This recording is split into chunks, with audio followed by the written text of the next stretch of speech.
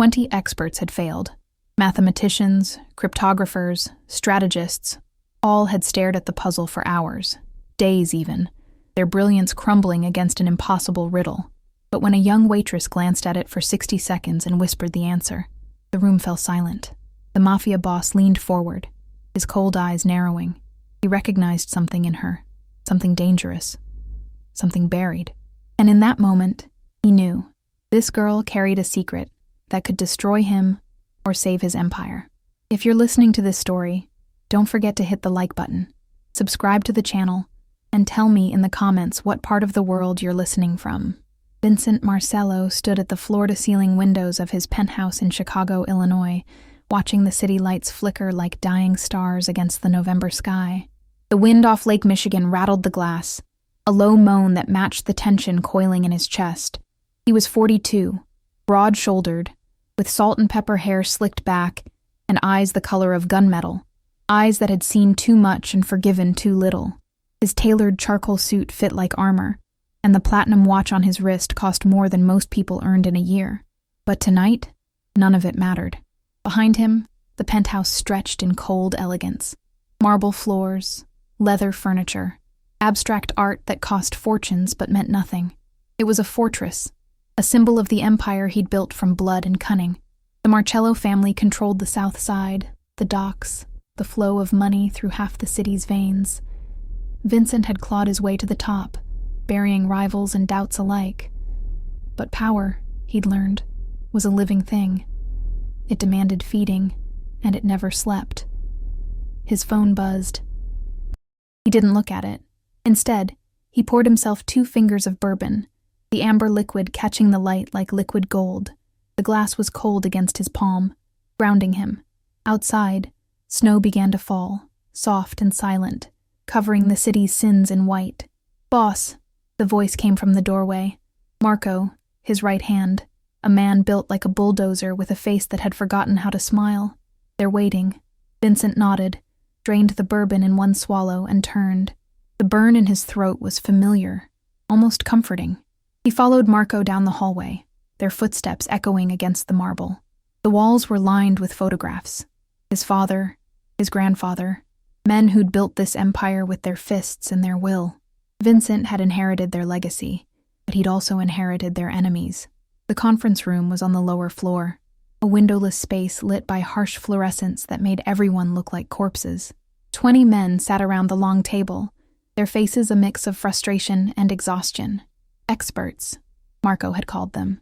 Mathematicians from Northwestern, a cryptographer who'd worked for the NSA, a puzzle master who'd won international competitions, all of them staring at a single sheet of paper in the center of the table as if it might bite. Vincent entered, and the room fell silent. Respect, or fear, he'd stopped caring which. "Gentlemen," he said, his voice low and controlled, "I was told you were the best."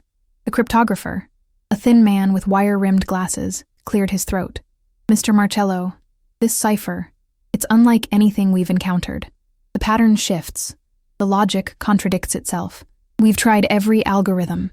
I don't care about your excuses." Vincent's words cut like a blade. "I care about results." The paper on the table was a message, intercepted 3 days ago. It had come from the Volkov Bratva, the Russian syndicate that had been encroaching on Marcello territory for months. The message was encrypted, a series of numbers and symbols that made no sense. But Vincent knew it contained the details of an attack, a move that could cripple his operations, maybe even end him. He'd given these experts 72 hours. They'd given him nothing. "We need more time," the mathematician said, a woman with sharp eyes and nervous hands. "Another week, maybe 2. "You don't have 2 weeks. Vincent leaned forward, his hands flat on the table. "You have until midnight. After that, you're all liabilities." The threat hung in the air, heavy and undeniable. Vincent straightened, adjusted his cufflinks, a small gesture, but one that reminded everyone in the room who held the power. He turned to leave, but Marco stopped him. "Boss, there's something else." Vincent raised an eyebrow. "The girl, the one from the diner. She's here." For a moment, Vincent didn't understand. Then he remembered. Earlier that evening, he'd stopped at a small diner on West Madison, a place he used for quiet meetings. The waitress had brought him coffee. her hands steady, her eyes downcast. She'd been young, maybe 25, with dark hair pulled into a ponytail and a face that belonged in a painting, delicate features, full lips, a quiet beauty that didn't demand attention but earned it anyway. Her name tag had read, Aria. "Why is she here?" Vincent asked. Marco shrugged. "She followed us. Said she needed to talk to you. Wouldn't leave." Vincent felt a flicker of irritation, then curiosity. "Bring her in." Marco hesitated. "Boss, she's just a waitress. She's probably—" "Bring her in." 2 minutes later, Aria stood in the doorway. She wore the same uniform from the diner. A simple black dress, white apron, scuffed sneakers. Her hair was still pulled back, but a few strands had escaped, framing her face. She looked nervous, her hands clasped in front of her, but her eyes, green, bright, intelligent, held something Vincent hadn't expected: determination. "Mr. Marcello," she said, her voice soft but steady. "I'm sorry to bother you, but I think I can help." Vincent studied her. She didn't belong here, in this room of killers and criminals. She was too clean, too innocent, and yet something about her presence felt deliberate. "Help with what?" he asked. She glanced at the table, at the paper covered in symbols. "That, the cipher. I saw it when I brought your coffee. You left it on the table for a second." Vincent's jaw tightened. Careless. He'd been careless. "And? I think I can solve it." The room erupted in laughter. The cryptographer shook his head. The mathematician rolled her eyes. Even Marco smirked, but Vincent didn't laugh.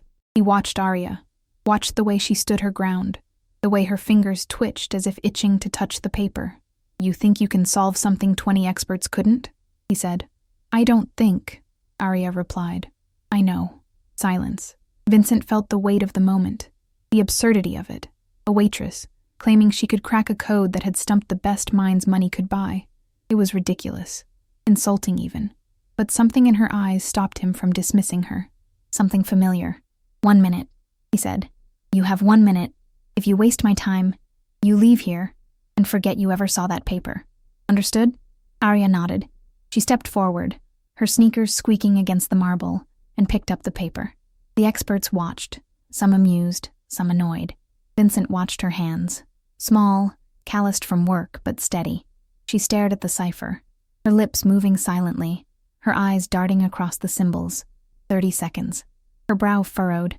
She tilted her head, as if listening to something only she could hear. 45 seconds. Then, suddenly, her face cleared. She set the paper down and looked at Vincent. "It's not a cipher," she said. "It's a melody." Vincent blinked. "What?" "The numbers correspond to musical notes. The symbols are timing markers. It's a song." She pointed at the sequence. C, E, G, A, F. If you play it, the message reveals itself in the rhythm. The room was silent. The cryptographer leaned forward, his eyes wide. The mathematician grabbed the paper, scribbling notes. Marco looked at Vincent, his expression unreadable. Vincent felt something cold settle in his chest. Because Aria was right. He could see it now, the pattern she'd described. A melody, simple, elegant, hidden in plain sight. "How did you know?" he asked, his voice barely above a whisper.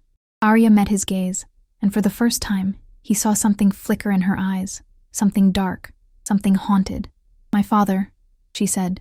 "He used to write messages like this, before he died." Vincent's blood turned to ice, because he knew that method. He'd seen it before, years ago, used by a man who'd worked for the Marcello family, a man who'd betrayed them, a man Vincent had personally killed. He stared at Aria, at this girl who'd solved an impossible puzzle in 60 seconds, and he understood. She wasn't just a waitress. She was the daughter of a ghost, and she'd just walked into his world carrying a secret that could destroy everything. Vincent didn't sleep that night. He sat in his study, the decoded message spread across his desk like a death sentence. Aria had been right. The cipher was a melody, and once the experts played it through a frequency analyzer, the hidden text emerged. The Volkov Bratva planned to hit 3 of his warehouses simultaneously in 4 days, crippling his supply chain and leaving him vulnerable.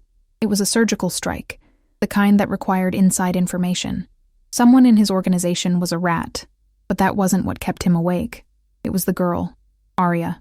Her father had been Daniel Cross, a brilliant strategist who'd worked for the Marcellos for 5 years. He'd been trusted, valued, almost family. until Vincent discovered he'd been selling secrets to the Volkovs. The betrayal had been personal, a knife in the back that nearly cost Vincent everything. So Vincent had done what he always did.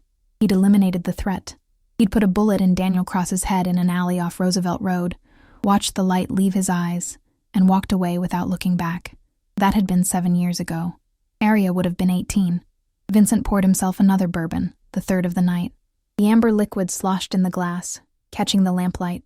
Outside, the snow had stopped, leaving the city blanketed in white silence.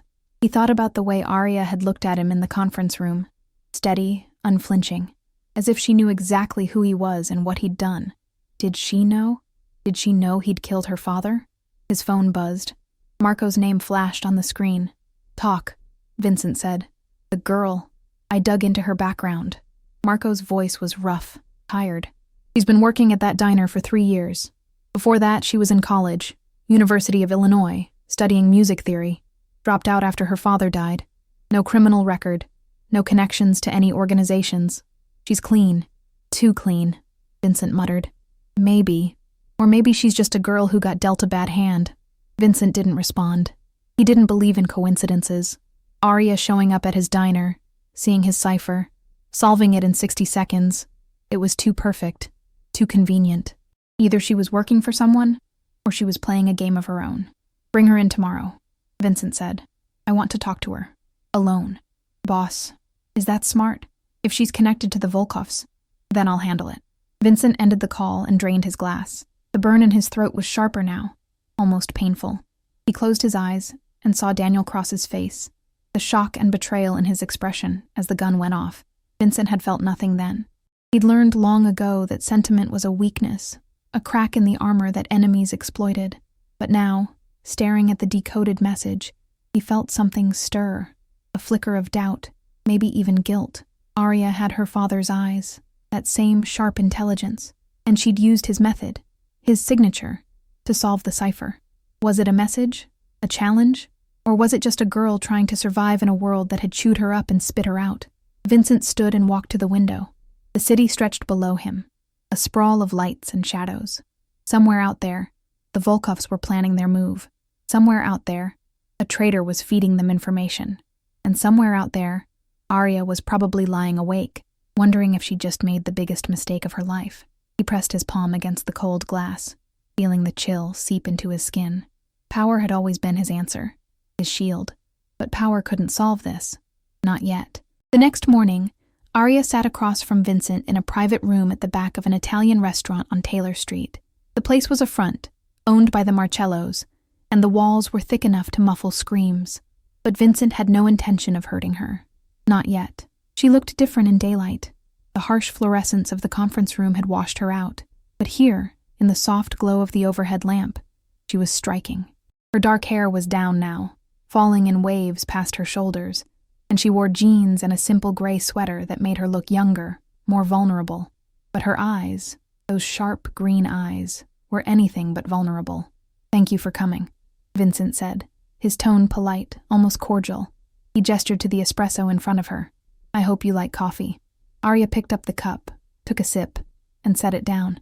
"You didn't give me much choice." Vincent smiled, a thin, humorless expression. "Fair enough. Let's skip the pleasantries. Who are you, Arya?"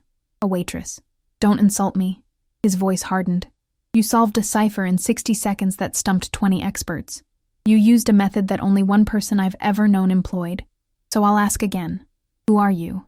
Arya's jaw tightened. She looked down at her hands, her fingers tracing the rim of the cup. "I'm Daniel Cross's daughter." Vincent felt the words hit him like a punch. He'd expected it, but hearing it out loud made it real. "I know." Her head snapped up, her eyes locking onto his. "Then you know what you did." "Yes." Silence. The air between them crackled with tension, with unspoken accusations and buried rage. Vincent waited, letting her process, letting her decide how this would go. "He wasn't a traitor," Arya said finally, her voice low and trembling. "He was trying to protect us. The Volkovs threatened me, my mother. They said they'd kill us if he didn't cooperate. He did what he had to do." Vincent leaned back in his chair, his expression unreadable. "And you think that justifies betraying my family?" "I think it makes him human." Arya's voice cracked, and she blinked rapidly, fighting tears. "He wasn't a monster. He was just a man trying to save the people he loved, and you killed him for it. Vincent didn't flinch. I did what I had to do, just like he did. That doesn't make it right. No, Vincent agreed. It doesn't. Arya stared at him, her chest rising and falling with shallow breaths. Vincent could see the war raging inside her. Grief, anger, maybe even a twisted sense of justice. She wanted to hate him. She probably did. But she'd also come to him, solved his problem, put herself in his orbit. Why? Why did you help me? He asked. Arya looked away, her gaze drifting to the window. Outside, the street was busy with morning traffic, people going about their lives, oblivious to the darkness lurking in rooms like this. Because I need your help. Vincent raised an eyebrow. With what? The Volkovs. She turned back to him, and now her eyes were hard, determined. They didn't stop after my father died. They've been watching me, following me. A month ago, one of them cornered me outside my apartment. He said they know I have something they want, something my father left behind. What? I don't know. Arya's voice was desperate now. My father never told me, but they think I have it, and they're not going to stop until they get it. I need protection, and you're the only one who can give it to me. Vincent studied her, weighing her words, searching for lies, but all he saw was fear, raw, genuine fear. She was telling the truth, or at least, she believed she was. And in exchange? He asked. I'll help you. Arya leaned forward, her voice urgent. I know my father's methods. I can decode messages, find patterns, think like he did. If there's a traitor in your organization, I can help you find them, and I can help you stop the Volkovs. Vincent considered. It was a dangerous proposition. Bringing her into his world, trusting her, giving her access to his operations, it was a risk, but it was also an opportunity. If she really could think like Daniel Cross, she might be the key to unraveling the Volkov threat. And if she was lying, if she was working for them, he'd know soon enough. One condition, he said. You do exactly what I say, when I say it. No questions, no hesitation. You're in my world now, and my rules are the only ones that matter. Understood? Arya nodded. Understood. Vincent extended his hand. Arya stared at it for a moment, then reached out and shook it. Her grip was firm, her palm warm against his. For a brief second, Vincent felt something shift, a connection, fragile and dangerous, forming between them. He released her hand and stood. Marco will set you up with a place to stay. You don't go anywhere without an escort. You don't talk to anyone outside my organization. And you don't lie to me. Ever. I won't, Arya said. Vincent walked to the door, then paused and looked back at her. Your father made a choice. It cost him his life. Don't make the same mistake. Arya met his gaze, and for the first time, he saw something other than fear or anger. He saw resolve. I won't, she repeated. Vincent nodded and left, the door closing behind him with a soft click. As he walked down the hallway, he felt the weight of the decision settling on his shoulders. He'd just brought the daughter of a traitor into his inner circle, given her access to his secrets, his vulnerabilities. It was either the smartest move he'd ever made, or the one that would finally destroy him. Outside, the snow began to fall again, soft and silent, covering the city's sins in white. 3 days later, Vincent stood in the basement of a warehouse on the south side, staring at a man tied to a chair. The man's face was swollen, blood dripping from his nose and split lip, but his eyes were defiant. His name was Leo Russo, one of Vincent's lieutenants, a man who'd been with the family for 15 years, and according to the evidence Arya had uncovered, he was the rat. She stood beside Vincent now, her arms crossed, her expression unreadable. She'd spent the past 72 hours combing through financial records, communication logs, and surveillance footage. She'd found patterns Vincent's own people had missed, small discrepancies, coded messages hidden in plain sight, transactions that didn't add up, and they all pointed to Leo. Tell me it's not true, Vincent said, his voice low and dangerous. Leo spat blood onto the concrete floor. Go to hell. Vincent's jaw tightened. He'd known Leo since they were kids, running numbers for Vincent's father.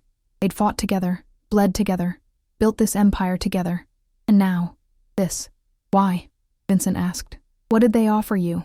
Leo laughed, a bitter, broken sound. You really don't get it, do you? This isn't about money, Vince. It's about survival. The Volkovs are coming, and they're going to tear you apart. I'm just making sure I'm on the winning side when it happens. Vincent felt something cold and hard settle in his chest. Betrayal always hurt, but this was different. This was personal. He glanced at Arya, who was watching Leo with a strange intensity, as if she were memorizing every detail. "You're wrong," Vincent said. "The Volkovs aren't going to win, and you just signed your death warrant." He nodded to Marco, who stepped forward with a gun. Leo's defiance cracked, fear flooding his eyes. "Wait, Vince, please." The gunshot echoed through the warehouse, sharp and final. Leo's body slumped forward, blood pooling beneath the chair. Vincent stared at the corpse, feeling nothing. He'd done this 100 times before. It was necessary. It was survival. But when he looked at Arya, he saw something in her expression that made him pause. Not horror, not disgust, something else. Recognition, maybe, or understanding. "Let's go," he said. They left the warehouse and climbed into the back of Vincent's car. The driver pulled away, heading toward the penthouse.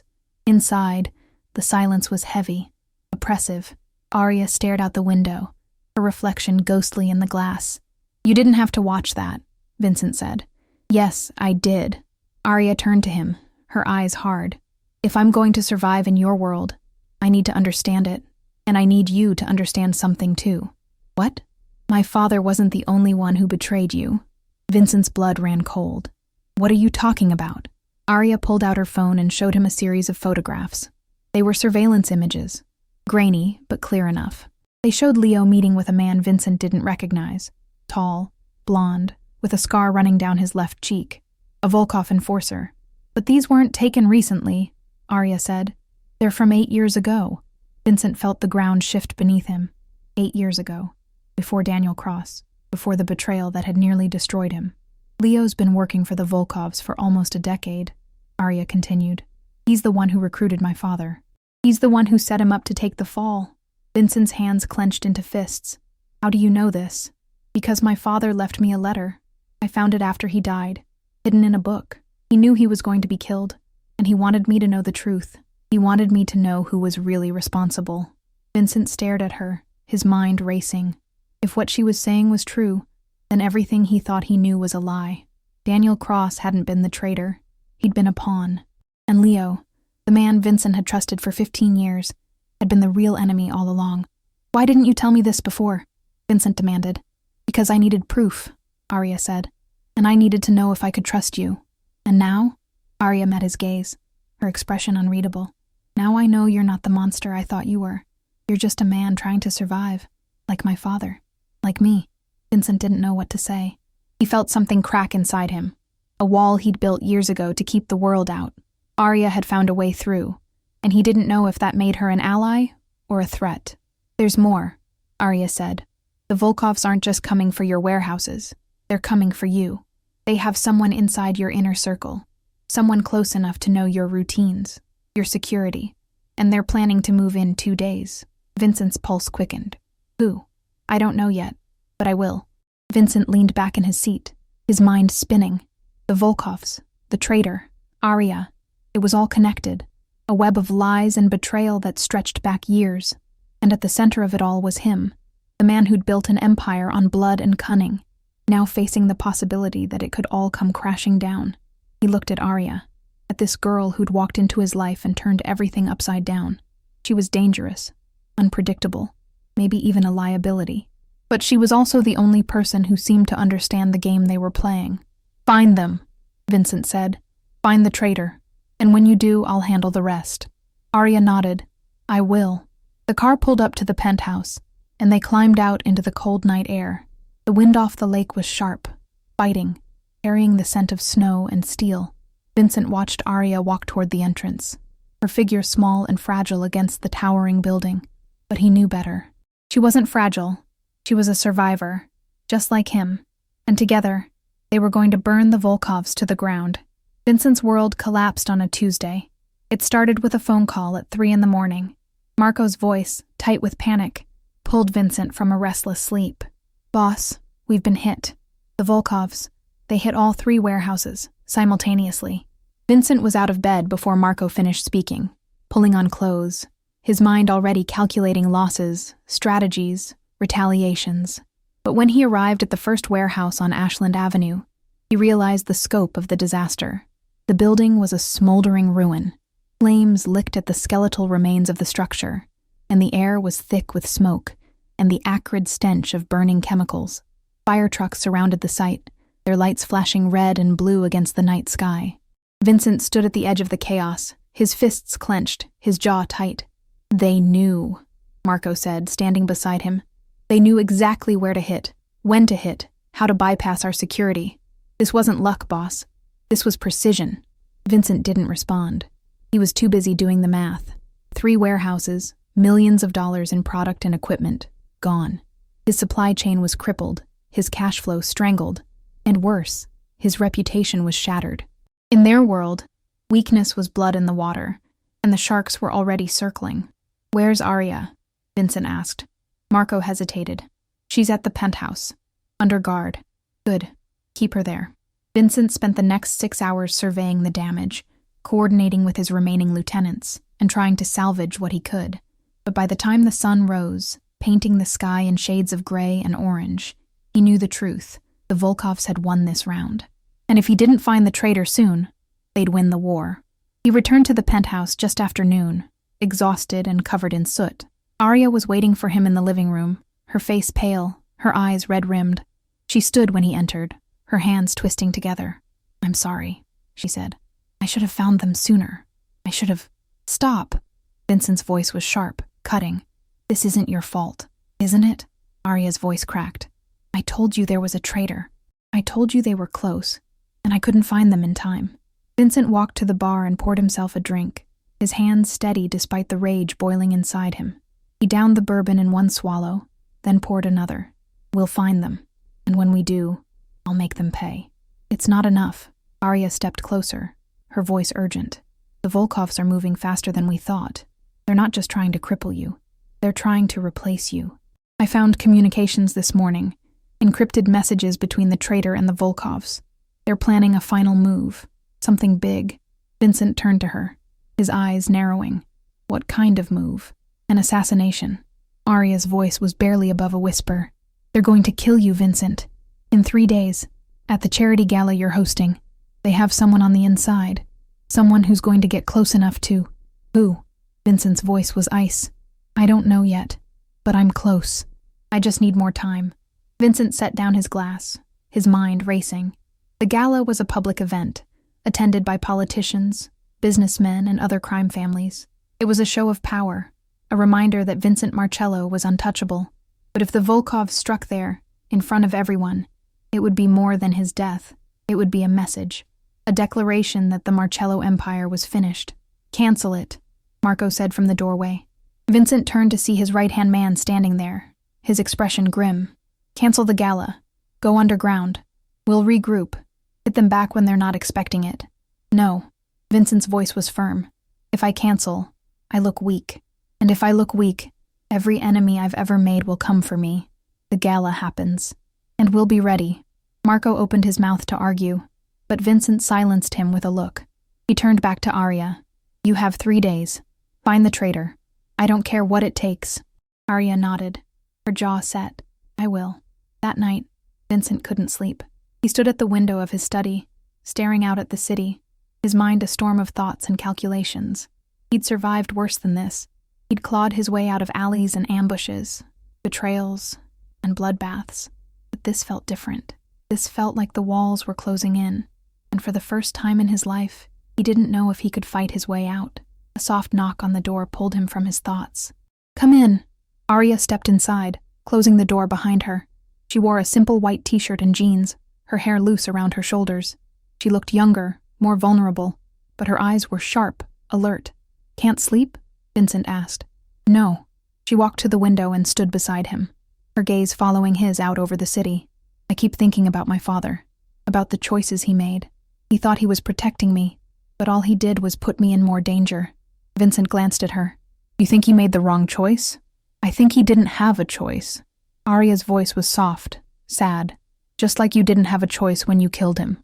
Vincent felt something twist in his chest. "I'm not asking for forgiveness. I'm not offering it." Arya turned to him, her eyes meeting his. "But I understand now. This world doesn't leave room for mercy. It's kill or be killed. And my father, he chose to be killed." Vincent didn't respond. He didn't know what to say. For years, he'd carried the weight of Daniel Cross's death like a stone around his neck, a reminder of the cost of betrayal. But hearing Arya speak, hearing her acceptance, made it feel different. Not lighter, but understood. "There's something I need to tell you," Arya said. "Something I found tonight." Vincent's pulse quickened. "What?" Arya pulled out her phone and showed him a photograph. It was a bank statement, showing a wire transfer of $2 million from an offshore account to a name Vincent recognized, Thomas Brennan, his head of security, the man responsible for protecting him at the gala. Vincent felt the blood drain from his face. "Thomas, he's been on the Volkov payroll for 6 months, Arya said. "He's the one who's going to let them in. He's the one who's going to kill you." Vincent stared at the photograph, his mind reeling. Thomas had been with him for 10 years. He'd saved Vincent's life more than once, taken bullets for him, bled for him. And now this. "Are you sure?" Vincent asked, his voice barely audible. "I'm sure." Vincent turned away, his hands gripping the edge of the windowsill. He felt the rage building inside him, a white-hot fury that threatened to consume everything. But beneath the rage was something else, something darker, fear.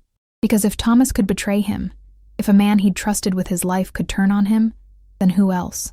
How many others were waiting for the right moment to strike? "What do you want to do?" Arya asked. Vincent closed his eyes, forcing himself to breathe, to think. He couldn't afford to fall apart. Not now. Not when everything was on the line. "We use him," Vincent said finally. "We let Thomas think he's still in control. And at the gala, we turn the trap on the Volkovs." Arya nodded slowly. "It's risky. Everything is risky." Vincent turned to her, his eyes hard. "But if we pull this off, we don't just survive. We win." Arya held his gaze, and for a moment, Vincent saw something flicker in her expression. Respect, maybe even admiration. Then she nodded. "Okay, let's do it." Vincent felt a strange sense of calm settle over him. For the first time since the warehouses burned, he felt like he had control again. It was fragile, precarious, but it was there.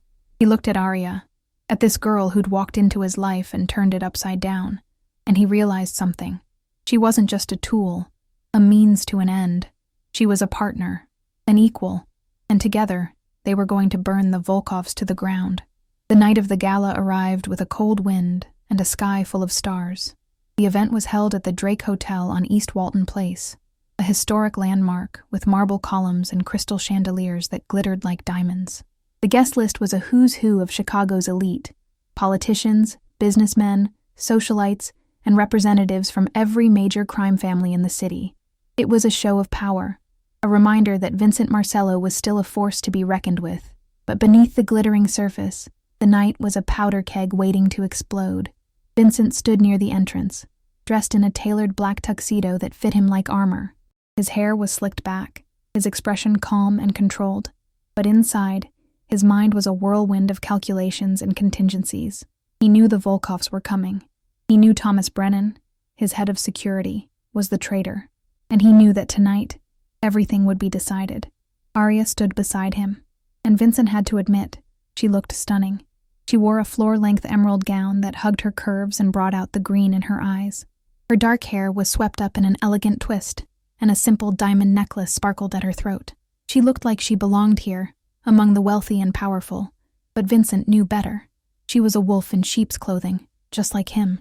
"Are you ready?" he asked quietly. Arya nodded, her expression calm but her eyes sharp. Ready.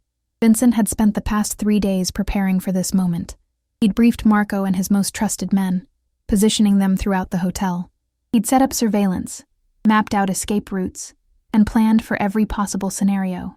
And he'd kept Thomas Brennan close, feeding him false information, letting him think the plan was proceeding as expected. But the real plan was something else entirely. As the guests began to arrive, Vincent moved through the crowd, shaking hands, exchanging pleasantries, playing the role of the gracious host. But his attention was always on Thomas, who stood near the main entrance, coordinating security. The man looked calm, professional, but Vincent could see the tension in his shoulders, the way his eyes darted to the exits. He was waiting for the signal. At 10 o'clock, the lights dimmed, and Vincent took the stage to give his speech. The crowd fell silent, all eyes on him. He spoke about community, about family, about the importance of loyalty and strength. His words were carefully chosen, designed to project confidence and control. But beneath the surface, he was counting down the seconds. And then, it happened. The doors at the back of the ballroom burst open, and 6 men in black tactical gear stormed in, their weapons raised. The crowd screamed, scattering in panic. Vincent saw Thomas move toward the stage, his hand reaching for his gun, not to protect Vincent, but to finish the job. But Vincent was faster. He pulled his own weapon from beneath his jacket and fired, the shot echoing through the ballroom. Thomas stumbled, clutching his shoulder, his eyes wide with shock. Before he could recover, Marco and his men descended on the Volkov enforcers, guns blazing. The ballroom erupted into chaos. Gunfire, screams, the crash of overturned tables. Vincent grabbed Arya's hand and pulled her off the stage, shielding her with his body as they moved toward the side exit. Bullets whizzed past them, shattering glass and splintering wood. Vincent fired back, his movements precise and controlled, years of experience guiding every shot. They reached the exit and burst through the door into a narrow hallway. Vincent slammed the door shut and locked it, then turned to Arya. "Are you okay?" She nodded, her face pale but determined. "I'm fine. What now?" "Now we finish this." Vincent led her down the hallway to a service elevator. They descended to the basement, where Marco was waiting with 3 of Vincent's men. The Volkov enforcers had been subdued, their weapons confiscated, their hands bound. And in the center of the room, kneeling on the concrete floor, was Thomas Brennan. Vincent approached him slowly, his gun still in his hand. Thomas looked up, blood dripping from his shoulder, his face twisted in pain and defiance. "You should have stayed loyal," Vincent said, his voice cold. Thomas spat at his feet. "Loyalty doesn't pay the bills, Vince. The Volkovs offered me more in 6 months than you've given me in 10 years. And look where it got you." Vincent raised his gun, but before he could pull the trigger, Arya stepped forward. "Wait." Vincent turned to her, surprised. "What?" "Let me do it." Vincent stared at her, searching her face for hesitation, for doubt. But all he saw was resolve. She held out her hand, and after a moment, Vincent handed her the gun. Arya walked to Thomas, the weapon steady in her grip. She looked down at him, her expression unreadable. "My father died because of men like you, men who put money over loyalty, who sold out their own for a few pieces of silver. You don't deserve mercy." Thomas opened his mouth to speak, but Arya pulled the trigger. The gunshot was deafening in the confined space, and Thomas's body crumpled to the floor. Arya stood there for a moment, staring at the corpse, then handed the gun back to Vincent. "It's done," she said quietly. Vincent nodded. He felt something shift inside him, a recognition that Arya had crossed a line tonight. She wasn't just a survivor anymore. She was a player in this world, a force to be reckoned with. "Marco," Vincent said, "clean this up, and make sure the Volkovs know what happens when they come for me." Marco nodded and began barking orders. Vincent took Arya's hand and led her back to the elevator. As they ascended, the sounds of chaos fading below them, Vincent felt a strange sense of calm. The Volkovs had made their move, and they'd failed. His empire was still standing, and he had Arya by his side. When they reached the main floor, the police were arriving, sirens wailing in the distance. Vincent knew he'd have to deal with them, spin the story, make sure the right people were paid off. But for now, he just wanted to breathe. He looked at Arya, at this girl who'd walked into his life and changed everything. "You did good tonight." Arya met his gaze, and for the first time, he saw something other than fear or determination. He saw trust. "So did you," she said. And in that moment, Vincent realized something. He wasn't alone anymore. He had someone who understood him, who saw the darkness inside him and didn't flinch. Someone who was willing to stand beside him no matter the cost. It was dangerous. It was reckless. But it was also the only thing that felt real. The weeks following the gala were a blur of activity. Vincent moved quickly to consolidate his power, eliminating the remaining Volkov operatives in the city and securing new alliances with other crime families. The message was clear. The Marcello Empire was not only intact, it was stronger than ever. But the real change was quieter, more personal. Arya had proven herself that night at the Drake Hotel. She'd shown she could handle the violence, the betrayal, the darkness that came with Vincent's world. And in doing so, she'd earned a place beside him, not as a pawn or a tool, but as an equal. Vincent stood in his study on a cold December morning, watching the snow fall over Chicago. The city looked peaceful from up here, almost innocent, but he knew better. Beneath the surface, the same battles were being fought, the same wars waged. It never ended. It never would. Vincent. He turned to see Arya standing in the doorway. She wore a simple black dress, her hair pulled back, her expression calm. In the weeks since the gala, she'd changed. She carried herself differently now, with a confidence and authority that commanded respect. Vincent's men had noticed. They no longer saw her as the waitress who'd stumbled into their world. They saw her as someone who belonged.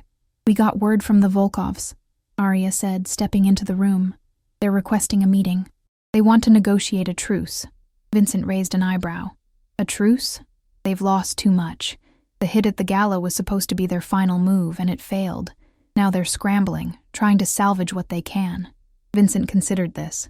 A truce would mean stability, a chance to rebuild without constantly looking over his shoulder. But it would also mean showing mercy, something he'd never been good at. "What do you think?" he asked. Arya walked to the window and stood beside him, her gaze following his out over the city. "I think you should take the meeting, but I also think you should make it clear that any future betrayals will be met with total annihilation. The Volkovs need to understand that you're not weak. You're just willing to be smart." Vincent smiled, a rare, genuine expression. "When did you get so wise?" "I learned from the best."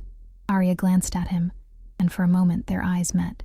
There was something there, something unspoken but undeniable, a connection forged in fire and blood, in shared danger and mutual respect. Vincent reached out and took her hand. It was a small gesture, but it felt significant. "I couldn't have done this without you." Arya squeezed his hand. "Yes, you could have, but I'm glad you didn't have to." They stood there for a moment, the silence between them comfortable, easy. Then Arya pulled away, her expression turning serious. "There's something else. I found something in my father's papers. Something he left for me." Vincent's pulse quickened. "What?" Arya pulled out a small leather-bound journal and handed it to him. "It's a record. Names, dates, transactions. Everything my father knew about the Volkovs, the Marcellos, and every other organization he worked with. He documented it all." Vincent opened the journal, his eyes scanning the pages. It was a treasure trove of information, enough to bring down half the crime families in Chicago. And it was all in his hands now. "Why are you giving this to me?" he asked. "Because it's not mine to keep." Arya's voice was steady. "My father made his choices, and they cost him his life. But this is bigger than him, bigger than me. It's yours now. Do with it what you will." Vincent stared at the journal, feeling the weight of it in his hands. It was power, pure and simple. The kind of power that could reshape the entire city, but it was also a responsibility, a burden. He looked at Arya, at this girl who'd given him everything and asked for nothing in return, and he made a decision. "We'll use it together," he said. "Not to destroy, but to build, to create something better than what came before." Arya's eyes widened. "You mean that?" "I do." Vincent closed the journal and set it on his desk. "This world is broken, Arya. It's built on blood and betrayal, and it's never going to change unless someone changes it. Maybe we can't fix everything, but we can try." Arya smiled, a real, genuine smile that lit up her face. "I'd like that." Vincent felt something warm spread through his chest, something he hadn't felt in years. Hope. It was fragile, precarious, but it was there. Over the next few months, Vincent and Arya worked together to reshape the Marcello Empire. They negotiated the truce with the Volkovs, establishing clear boundaries and mutual respect. They rooted out the remaining traitors within Vincent's organization, replacing them with people who valued loyalty over greed. And slowly, carefully, they began to build something new. A network based not just on fear and violence, but on trust and cooperation. It wasn't easy. There were setbacks, betrayals, moments when it seemed like the old ways would drag them back down. But Vincent and Arya faced each challenge together, their partnership growing stronger with every obstacle they overcame. And through it all, the city watched. Chicago, with its towering skyscrapers and endless streets, its history of corruption and violence, began to change. The Marcello name, once synonymous with fear, became something else, a symbol of strength, yes, but also of fairness, of a new order. One evening, as winter gave way to spring, Vincent and Arya stood on the rooftop of the penthouse, watching the sun set over Lake Michigan. The sky was painted in shades of orange and pink, and the air was warm, carrying the scent of blooming flowers and fresh water. "Do you ever think about what your father would say?" Vincent asked. "If he could see you now?" Arya was quiet for a moment, her gaze distant.